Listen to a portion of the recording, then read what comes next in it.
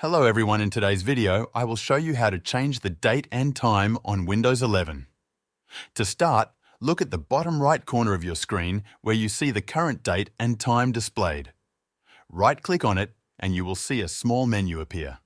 From this menu, click on Adjust Date and Time. This will open the date and time settings in the Settings app. The first thing you'll notice is the Set Time Automatically option, which is usually toggled on. If you want to manually set your date and time, you will need to toggle this option off. Once it is turned off, a new option below it labeled Set the Date and Time Manually will become clickable.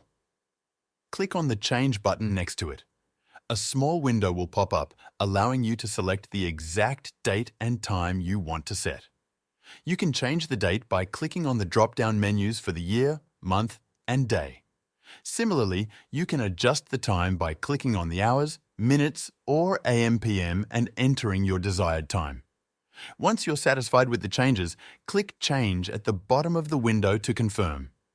You will see the updated date and time immediately reflected in the bottom right corner of your screen. If you prefer to have your date and time set automatically based on your location, you can turn the Set Time Automatically option back on. When you toggle it on, Windows will sync your time and date with your selected time zone.